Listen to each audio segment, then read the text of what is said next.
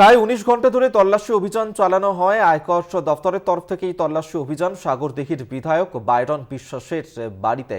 Byron বিশ্বাসের বাড়ি সহ তার যে একাধিক কোম্পানি রয়েছে, যে সমস্ত প্রতিষ্ঠান রয়েছে, হাসপাতাল, স্কুল রয়েছে, সেখানেও আয়কর দপ্তরের আধিকারিকরা ১৯ ঘন্টা ধরে তল্লাশি অভিযান চালান।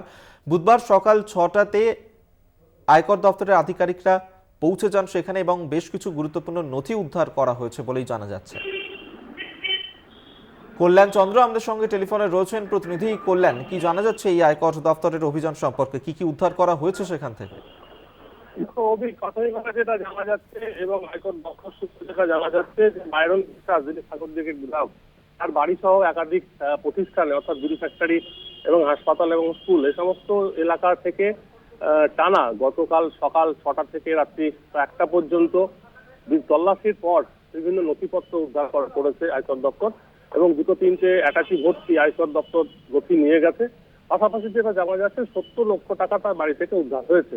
তবে উদ্ধারের যে টাকা, সেই টাকা কিন্তু বিড়ি শ্রমিকদের, অর্থাৎ তুমি জানো যে শিল্পপতি বাইরন বিশ্বাস এবং তিনি বিড়ি শ্রমিকদের লিকুইড টাকা অর্থাৎ ক্যাশ টাকা দেওয়ার জন্য বাড়িতে টাকা রেখেছিলেন, সেরকমটাই জানা যাচ্ছে। সেই টাকা উদ্ধার করেছে আয়কর দপ্তর। তবে সেই টাকার উৎস কি, কোথা থেকে এলো বা কি কাজে ব্যবহৃত হতো, সমস্তটা জানাতে হবে এরপরে বাইরন বিশ্বাসকে। তারপর তিনি টাকা ফেরত পাবেন বা আইনি প্রক্রিয়া চলবে। তো বিষয় যেটা হচ্ছে যে বাইরন বিশ্বাসের বাড়িতে এই আয়কর দপ্তরের হানা, তার কিন্তু তীব্র প্রতিবাদ করেছে জেলা তৃণমূল, পাশাপাশি কংগ্রেসেরও বক্তব্য, স্থানীয় কংগ্রেস নেতৃত্বের বক্তব্য যে বাইরন বিশ্বাস এবং তার বাবা বাবর আলী বিশ্বাস তারা শিল্পপতি, দীর্ঘদিনের ব্যবসায়ী। হঠাৎ করেই তারা পুলে চেপে ওঠেননি। তাদের বহুদিনের পুরনো ব্যবসা বিভিন্ন রয়েছে, বিড়ি রয়েছে, বিভিন্ন শিক্ষা প্রতিষ্ঠান রয়েছে। বাইরন বিশ্বাস, তুমি জানো যে বাইরন যিনি বিধায়ক ছিলেন, কংগ্রেসের প্রতীকে যিনি জয়ী হয়েছিলেন সাগরদিঘি থেকে, তারপরে তিনি ৩ মাস পরে অভিষেক বন্দ্যোপাধ্যায়ের হাত ধরে তৃণমূলে যোগদান করেন। এখন এই তৃণমূলে যোগদান করাটাই কি কাল হলো বাইরন বিশ্বাসের, সে প্রশ্ন তুলেছে তৃণমূল। এবং জেলা তৃণমূলের বক্তব্য যে এইভাবে মুর্শিদাবাদ জেলাকে টার্গেট করেছে বিজেপি এবং বিজেপি সে কারণে বিভিন্ন কেন্দ্রীয় সংস্থাকে পাঠাচ্ছে, কখনো জাকির হোসেনের বাড়িতে, কখনো জাফিকুল ইসলামের বাড়িতে, কখনো বা তৃণমূল নেতার কোনো বাড়িতে, এবং সর্বশেষ যেটা হচ্ছে বাইরন বিশ্বাসের বাড়িতে।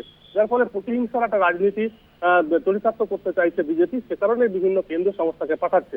এবং এই কেন্দ্রীয় সংস্থা, কারণ বাইরন বিশ্বাস তুমি জানো দীর্ঘদিনের তিনি ব্যবসায়ী, তাহলে হঠাৎ করে তার বাড়িতে কি এমন অভিযোগ উঠলো যে বাইরন বিশ্বাসের বাড়িতে হঠাৎ করে আয়কর দপ্তর হানা দেবে? এরপর হয়তো আরো কেউ হানা দিতে পারে কোনো কেন্দ্রীয় সংস্থা। এবং সর্বোপরি যেটা হচ্ছে, এলাকার মানুষ গতকালকে ভোরবেলা থেকে আতঙ্কিত হয়ে পড়েন, কারণ কেন্দ্রীয় বাহিনীর ভারী বুটের শব্দ, পাশাপাশি হঠাৎ করেই বিভিন্ন জায়গায় বড় বড় গাড়িতে করে প্রচুর আধিকারিকরা কি কারণে এসেছেন তাদের কাছে কোনো রকম কোনো খবর ছিল না। যদিও গোটা দিন তল্লাশির মধ্যেই কিন্তু বাইরন বিশ্বাস অসুস্থ হয়ে পড়েন, তাকে স্থানীয় নার্সিংহোমে নিয়ে যাওয়া হয়, ইনসুলিন দেওয়া হয়, ঘন্টাখানেক পরে তাকে বাড়িতে নিয়ে আসা হয়। এবং আমরা দেখেছি যে গতকালকে বাবর আলী বিশ্বাস অর্থাৎ বাইরন বিশ্বাসের বাবা, তিনিও কাঁদতে কাঁদতে বেরিয়ে আসেন। তার একটাই অভিযোগ ছিল যে তিনি দীর্ঘদিনের প্রতিষ্ঠিত ব্যবসায়ী, তার ভাবমূর্তি নষ্ট করা হচ্ছে, সে কারণে তিনি দুঃখ প্রকাশ করেছেন।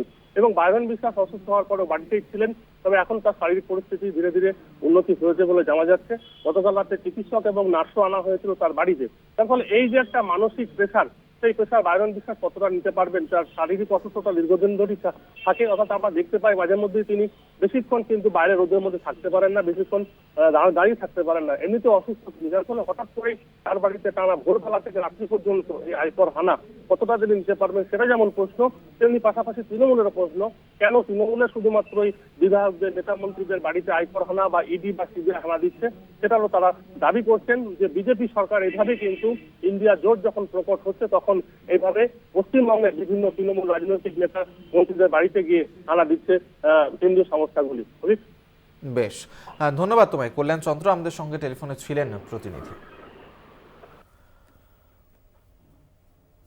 আপনাদেরকে আরেকবার জানিয়ে রাখি, আয়কর দফতরের হানা বাইরন বিশ্বাসের বাড়িতে ১৯ ঘন্টা ধরে সেখানে তল্লাশি অভিযান চালানো হয়, বেশ কিছু গুরুত্বপূর্ণ নথি উদ্ধার করা হয়েছে সেখান থেকে।